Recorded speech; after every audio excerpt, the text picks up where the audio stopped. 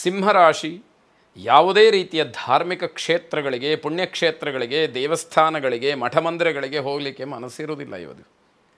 ಆದರೆ ಪರಿಸ್ಥಿತಿಯೇ ಬೇರೆ, ಅನಿವಾರ್ಯವಾಗಿ ಹೋಗಲೇಬೇಕಾಗತ್ತೆ. ನೀವು ಯಾರ ಜೊತೆಯಲ್ಲಿ ಹೊರಡ್ತೀರೋ, ಅದು ಪೋಷಕರಾಗಿರ್ಬೋದು, ತಂದೆ ತಾಯಿ ಆಗಿರ್ಬೋದು, ಅಥವಾ ಮಕ್ಕಳಾಗಿರ್ಬೋದು, ಅಥವಾ ಸ್ನೇಹಿತರೇ ಆಗಿರ್ಬೋದು, ಅದೇ ಜಾಗಕ್ಕೆ ನೀವು ಹೋಗಬೇಕಾದಂತಹ ಅನಿವಾರ್ಯತೆ ನಿಮಗೆ ಬರುತ್ತೆ. ಅಲ್ಲಿ ಬೇಸರವನ್ನು ಮಾಡಿಕೊಳ್ತೀರಿ, ಅದು ಪ್ರಯೋಜನ ಆಗೋದಿಲ್ಲ. ಯಾಕೆ ಅಂತಂದರೆ ಬೇರೆ ಬೇರೆ ಕ್ಷೇತ್ರಗಳಲ್ಲಿ ಬೇರೆ ಬೇರೆ ಸಮಯದಲ್ಲಿ ಮಾಡಿದಂತಹ ತಪ್ಪುಗಳು ನಾವು ಪುಣ್ಯಕ್ಷೇತ್ರಕ್ಕೆ ಹೋದಾಗ ಅದರ ನಿವಾರಣೆಯಾಗುತ್ತೆ. ಅಲ್ಲಿ ನಾವು ಆ ಪಾಪವನ್ನು ಕಳ್ಕೊಳ್ಬೋದು, ಪಾಪವನ್ನು ತೊಳ್ಕೊಳ್ಬೋದು ಅಂತ ಹೋಗಿರ್ತೀವಿ.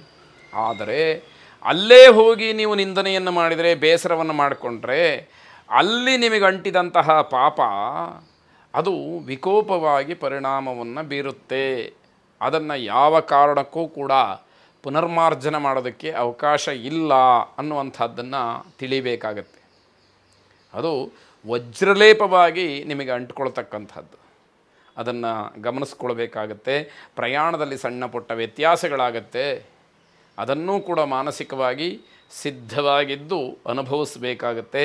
ಪರೀಕ್ಷಾ ದೃಷ್ಟಿಯಿಂದ ಅಧ್ಯಯನ ಮಾಡ್ತಕ್ಕಂಥವರಿಗೆ ಹಿನ್ನಡೆಯಾಗುತ್ತೆ. ಕೇವಲ ಪರೀಕ್ಷೆಗೋಸ್ಕರ ನಾನು ಓದ್ತೀನಿ ಅನ್ನುವಂಥವರಿಗೆ ಹಿನ್ನಡೆ ಇದೆ. ಭಾವನೆಗಳು ಕೆಲಸಕ್ಕೆ ಬರೋದಿಲ್ಲ. ಭಾವನಾತ್ಮಕವಾಗಿ ಏನೋ ನಾನು ಗೆದ್ದು ಬಿಡ್ತೀನಿ ಅಂತ ಹೇಳಿ ಹೊರಟ್ರೆ, ಆ ಸೆಂಟಿಮೆಂಟಲ್ ರಿಲೇಷನ್ಶಿಪ್ ಏನಿದೆ ಅದು ನಾಟಕ ಅಂತ ಹೇಳಿ ಅರ್ಥೈಸ್ತಾರೆ ಜನ. ಅದು ಬೇಡ ಅನ್ನೋದೇ ಅರ್ಥ. ವಿದ್ಯಾರ್ಥಿಗಳ ಪರಿಶ್ರಮಕ್ಕೆ ತಕ್ಕ ಬೆಲೆ ಅಂತಕ್ಕಂಥದ್ದನ್ನು ತಿಳಿಬೇಕು. ನಾನು ಎಷ್ಟು ಕಷ್ಟಪಟ್ಟು ಓದ್ತೀನೋ ಅಷ್ಟು ಗೌರವ ಇದೆ, ಅಷ್ಟು ಬೆಲೆ ಇದೆ, ಮುಂದೆ ಅದು ನನಗೆ ಅನುಕೂಲವಾಗುತ್ತೆ ಅನ್ನೋದನ್ನು ತಿಳಿಬೇಕಾಗತ್ತೆ. ಬೇರೆ ಬೇರೆ ಮಾರ್ಗಗಳಲ್ಲಿ ಆಲೋಚನೆ ಮಾಡ್ತಕ್ಕಂಥವ್ರಿಗೆ ತುಂಬ ಹಿನ್ನಡೆ ಇದೆ. ಯಾವುದೋ ಒಂದು ಕಾರ್ಯ ಸಾಧನೆಯನ್ನು ಮಾಡಬೇಕು, ಅದಕ್ಕೆ ಸನ್ಮಾರ್ಗ ಅಂತ ಇರುತ್ತೆ. ಆ ಮಾರ್ಗವನ್ನು ಬಿಟ್ಟು ನಾನು ಬೇರೆ ಯಾವುದೋ ಮಾರ್ಗದಲ್ಲಿ ಹೋಗಿ ಆ ಕೆಲಸವನ್ನು ಮಾಡೇ ಬಿಡ್ತೀನಿ, ನನ್ನ ಸಾಧನೆಯನ್ನು ನಾನು ನೋಡೇ ಬಿಡ್ತೀನಿ ಅಂತ ಹೇಳಿ ಅಂದ್ಕೊಳ್ಳೋರಿಗೆ ಹಿನ್ನಡೆಯಾಗ್ತಕ್ಕಂಥದ್ದಿದೆ. ಪಾರಿಜಾತ ಸರಸ್ವತಿಯನ್ನು ಪ್ರಾರ್ಥನೆ ಮಾಡಿ ಶುಭವಾಗಿ. ಕನ್ಯಾ ರಾಶಿ, ಬಹಳ ಮುಖ್ಯವಾಗಿ ನಿಮ್ಮಲ್ಲಿ ಇರತಕ್ಕಂತಹ ಅಹಂಕಾರ ಭಾವನೆಯನ್ನು ದೂರ ಮಾಡಬೇಕು. ನಾನು, ನಾನೇ, ನನ್ನಿಂದ ಇವೆಲ್ಲ ಯಾವುದೂ ಕೂಡ ಸುಳಿಬಾರ್ದು ಹತ್ತಿರಕ್ಕೆ. ಆಗ ಮಾತ್ರ ಸ್ವಲ್ಪ ಮಟ್ಟಿನ ಗೌರವ ನಿಮ್ಮದಾಗತ್ತೆ. ನಾನೇ ಅನ್ನುವಂಥದ್ದು ಅಥವಾ ಈಗೋ ಅಂತ ಏನು ಹೇಳ್ತೀವಿ ಅದು ನಿಮ್ಮದಾಗ್ಬಿಟ್ರೆ ನಿಮಗೆ ಯಾವ ಬೆಲೆಯೂ ಕೂಡ ಉಳ್ಕೊಳ್ಳೋದಿಲ್ಲ. ಕುಟುಂಬದ ಕಲಹ ಮಿತಿಮೀರ್ತಕ್ಕಂತಹ ಸಾಧ್ಯತೆ ಇದೆ. ಗಂಡ ಹೆಂಡತಿಯ ಮಧ್ಯೆ ಆಗತಕ್ಕಂತಹ ಜಗಳ, ಸಂಭವಿಸ್ತಕ್ಕಂತಹ ವಾತಾವರಣ, ಮಾತಿನ ವೈರುಧ್ಯ ಇದೆಲ್ಲ ನಿಮಗೆ ತೊಂದರೆಗೆ ಕಾರಣವಾಗುತ್ತೆ. ಯಾವುದೇ ವಿಚಾರದಲ್ಲಿ ಅನುಮಾನವನ್ನು ಪಡಬೇಡಿ, ಅದನ್ನ ಪರಾಮರ್ಶೆ ಮಾಡಿ. ನಿಮಗೆ ಎಲ್ಲಿ ಅನುಮಾನ ಬಂತೋ ಆ ವಿಷಯವನ್ನು ಅನುಮಾನದಿಂದಲೇ ನೋಡ್ತಕ್ಕಂತಹ ಬುದ್ಧಿಗಿಂತ ಸತ್ಯಾಸತ್ಯತೆಗಳನ್ನು ತಿಳಿಯೋ ಬಗ್ಗೆ ನಿಮ್ಮ ಆಲೋಚನೆಗಳು ಇರಲಿ ಅಂತಕ್ಕಂಥದ್ದು. ನಿಮ್ಮ ತಪ್ಪು ಗ್ರಹಿಕೆಯಿಂದ ಜನ ಏನಾಗ್ತಾರೆ ಅಂತಂದರೆ ಕೋಪಕ್ಕೆ ಗುರಿಯಾಗ್ತಾರೆ. ನೀವು ಯಾವುದೋ ತಪ್ಪು ತಿಳುವಳಿಕೆಯನ್ನು ತಿಳ್ಕೊಂಡು ಇದೇ ಸತ್ಯ ಅಂತ ಹೇಳಿ ವಾದ ಮಾಡಲಿಕ್ಕೆ ಹೋಗ್ತೀರಿ, ಜನಕ್ಕೆ ಸಿಟ್ಟು ಬರುತ್ತೆ, ಅದನ್ನು ನಿಮ್ಮ ಮೇಲೆ ತೀರಿಸ್ತಾರೆ. ತೊಂದರೆ ಆಗಿದ್ದು ಆಗುವಂಥದ್ದು ನಿಮಗೆ ಅನ್ನುವಂಥದ್ದನ್ನು ನೀವು ಗಮನಿಸಬೇಕಾಗತ್ತೆ. ಆದ್ದರಿಂದ ಸರಿಯಾದಂತಹ ಸತ್ಯಾಂಶ ತಿಳಿಬೇಕಾದಂಥದ್ದು ಮುಖ್ಯವಾಗುತ್ತೆ. ನಿಮ್ಮ ಮಾತೇ ನಿಮಗೆ ಕೆಟ್ಟ ಪರಿಣಾಮವನ್ನು ಬೀರುತ್ತೆ. ಮಾತಿನಲ್ಲಿ ನಿಗಾ ಇರಬೇಕು, ಹಿಡ್ತಾ ಇರಬೇಕು. ಅದಿಲ್ಲದೆ ಇದ್ದರೆ ನಿಮಗೆ ತೊಂದರೆಗೆ ಕಾರಣವಾಗುತ್ತೆ. ಏಕ ನಕ್ಷತ್ರ, ಏಕ ರಾಶಿ ಅಂದರೆ ಒಂದೇ ನಕ್ಷತ್ರ ಒಂದೇ ರಾಶಿ ಆಗಿರತಕ್ಕಂತಹ ದಂಪತಿಗಳ ವೈಯಕ್ತಿಕ ವಿಚಾರ ತುಂಬ ಹದಗೆಟ್ಟಿರತಕ್ಕಂತಹ ಸ್ಥಿತಿಯನ್ನು ನೋಡಬೇಕಾಗತ್ತೆ. ಅದನ್ನು ಗಮನಿಸ್ಕೊಳ್ಬೇಕು. ಅಗತ್ಯವಾಗಿ ಜಾತಕವನ್ನು ಪರೀಕ್ಷೆ ಮಾಡಿಸ್ಕೊಳ್ಳಿ. ದಾಂಪತ್ಯದಲ್ಲಿ ಇರತಕ್ಕಂತಹ ಒಂದು ಬಿರುಕನ್ನು ದೂರ ಮಾಡಿ ಅನ್ಯೋನ್ಯವಾಗಿ ಬದುಕುವುದಕ್ಕೆ ಪ್ರಯತ್ನವನ್ನು ಮಾಡಿ ಶುಭವಾಗಿ. ತುಲಾರಾಶಿ, ಮನೆಗೆ ಯಾವುದೋ ಅಧಿಕ ಬೆಲೆ ಬಾಳ್ತಕ್ಕಂತಹ ಪದಾರ್ಥವನ್ನು ಕೊಂಡು ತರ್ತೀರಿ. ಆ ವಸ್ತುವಿನ ಬಗ್ಗೆ ಸ್ವಲ್ಪ ಮಾಹಿತಿ ಕಡಿಮೆ ಆಗಿ ಆ ವಸ್ತು ನಷ್ಟವಾಗ್ತಕ್ಕಂಥದ್ದು, ಹಣದ ನಷ್ಟವಾಗ್ತಕ್ಕಂಥದ್ದು, ಆ ವಿಷಯದಿಂದಲೇ ಮನೆಯಲ್ಲಿ ಕಲಹ ಆಗ್ತಕ್ಕಂಥದ್ದು ಇದೆಲ್ಲ ನಡೀಲಿಕ್ಕೆ ಸಾಧ್ಯತೆ ಇದೆ. ಬೇರೆ ಉಪಯುಕ್ತವಾದಂತಹ ಯೋಜನೆಗಳ ಬಗ್ಗೆ ಚಿಂತನೆಯನ್ನು ಮಾಡ್ತೀರಿ. ಯಾವುದರಿಂದ ಏನು ಅನುಕೂಲವಾಗುತ್ತೆ, ಏನು ಲಾಭ ಬರುತ್ತೆ, ಈ ಚಿಂತನೆಗಳು ಮನಸ್ಸಿನಲ್ಲಿ ಬರ್ತಕ್ಕಂಥದ್ದಾಗತ್ತೆ. ಆದರೆ ಮಾನಸಿಕವಾಗಿ ಸಮಾಧಾನ ಇಲ್ಲ.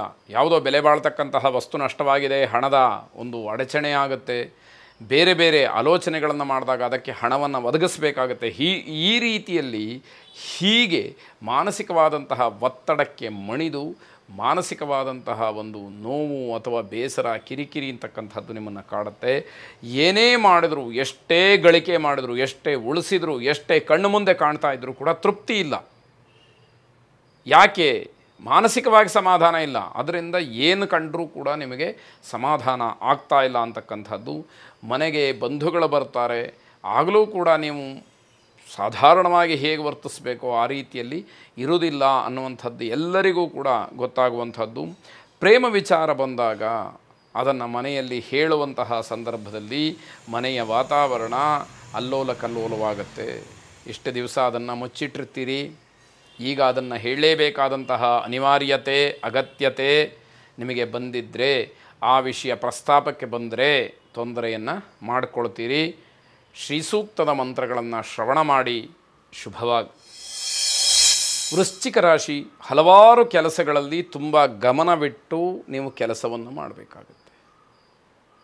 ಯಾವ ಕೆಲಸದಲ್ಲಿ ನಿಮ್ಮ ಬೇಜವಾಬ್ದಾರಿತನ ಅಲ್ಲಿ ತೋರುತ್ತೋ ಅಲ್ಲಿ ನಿಮಗೆ ತೊಂದರೆ ಅಂತಕ್ಕಂಥದ್ದು ಖಂಡಿತವಾಗಿ ಆಗೇ ಆಗುತ್ತೆ ಎನ್ನುವಂಥದ್ದು. ಶತ್ರುಗಳ ಅಥವಾ ಎದುರಾಳಿಗಳ, ವಿರೋಧಿಗಳ ಬಲವನ್ನು ತಿಳಿದು ನೀವು ಅವರ ಜೊತೆಯಲ್ಲಿ ವ್ಯವಹರಿಸಬೇಕಾಗತ್ತೆ. ಇಲ್ಲದೇ ಇದ್ದರೆ ಯಾವುದೋ ವಿಷಯಕ್ಕೆ ಹೋಗಿ ಸಿಗ ಹಾಕ್ಕೊಳ್ಬೇಕಾದಂತಹ ಪರಿಸ್ಥಿತಿಯೂ ನಿಮಗೆ ಒದಗಬಹುದು ಅಂತಕ್ಕಂಥದ್ದು. ಬೇರೆಯವರ ತಪ್ಪನ್ನು ಯಾವುದೇ ಕಾರಣಕ್ಕೂ ಹೇಳಬೇಡಿ. ಬೇರೆಯವರ ತಪ್ಪನ್ನು ನೀವು ತಿದ್ದಲಿಕ್ಕೆ ಹೋದರೆ ಅಥವಾ ಇನ್ನೊಬ್ಬರು ಹೀಗೆ ತಪ್ಪು ಮಾಡ್ತಾ ಇದ್ದಾರೆ ಅಂತ ಹೇಳಿ ನೀವು ಹೇಳಲಿಕ್ಕೆ ಹೋದರೆ ನಿಮ್ಮ ತಪ್ಪು ಬಯಲಾಗ್ತಕ್ಕಂತಹ ಸಾಧ್ಯತೆಗಳೇ ಹೆಚ್ಚಾಗಿರುತ್ತೆ. ಅದರಿಂದ ನಿಮ್ಮ ಮರ್ಯಾದೆಯನ್ನು ನೀವೇ ಕಳ್ಕೊಳ್ತಕ್ಕಂತಹ ಕೆಲಸ ಬೇಡ. ಸ್ವಯಂಕೃತ ಅಪರಾಧಗಳನ್ನು ಮಾಡಿಕೊಳ್ಬೇಡಿ ಅನ್ನುವಂತಹದ್ದು ಸಲಹೆ. ನಾಟಕೀಯವಾದಂತಹ ಬುದ್ಧಿಯಿಂದ ನಿಮಗೆ ಹಿನ್ನಡೆ. ಸ್ವಾಭಾವಿಕವಾಗಿ ನಡ್ಕೊಂಡ್ಬಿಟ್ರೆ ಯಾರಿಗೇನೂ ಅನಿಸೋದಿಲ್ಲ. ಒಂದು ಸಾರಿ ಒಂದು ಥರ ಇರೋದು, ಮತ್ತೊಂದು ಸಾರಿ ಮತ್ತೊಂದು ಥರ ಇರೋದು. ನಿಮ್ಮ ಅಗತ್ಯತೆಗಳಿದ್ದಾಗ, ಅವಶ್ಯಕತೆ ಇದ್ದಾಗ ಬೇರೆಯವರನ್ನ ಆಶ್ರಯ ಮಾಡಿ ನಿಮ್ಮ ಕೆಲಸಗಳನ್ನು ಮಾಡಿಸ್ಕೊಳ್ತಕ್ಕಂಥದ್ದು. ನಿಮಗೇನು ಬೇಡ, ನಾನೇ ಆ ಕೆಲಸವನ್ನು ಮಾಡಬಲ್ಲೆ ಅಂತಾದಾಗ ಯಾರು ನಿಮಗೆ ಸಹಾಯ ಮಾಡಿರ್ತಾರೋ ಅಥವಾ ಯಾರ ಅವಶ್ಯಕತೆ ಇರುತ್ತೋ ಅವ್ರನ್ನ ಮರೆತು ಬಿಡೋದು. ಹೀಗೆಲ್ಲ ಒಂದಷ್ಟು ನಡೆಯುತ್ತೆ. ಅದು ತಪ್ಪಾಗಿ ಭಾವಿಸುವಂತಹ ಸಂದರ್ಭ ಬರುತ್ತೆ.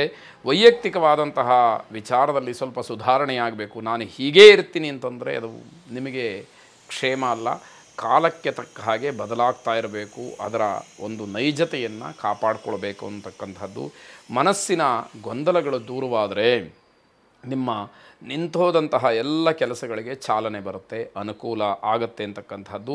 ನವಗ್ರಹರನ್ನು ಪ್ರಾರ್ಥನೆ ಮಾಡಿ, ಅದರಲ್ಲೂ ವಿಶೇಷವಾಗಿ ಚಂದ್ರಗ್ರಹನನ್ನು ಪ್ರಾರ್ಥನೆ ಮಾಡಿ. ದಧಿಶಂಖ ತುಷಾರಾಭಂ ಕ್ಷೀರೋದಾರಣವ ಸಂಭವಂ ನಮಾಮಿ ಶಶಿನಂ ಸೋಮಂ ಶಂಭೋರ್ ಮಕುಟಭೂಷಣಂ ಎಂಬುದು ಪ್ರಾರ್ಥನೆಯಾಗಿರಲಿ.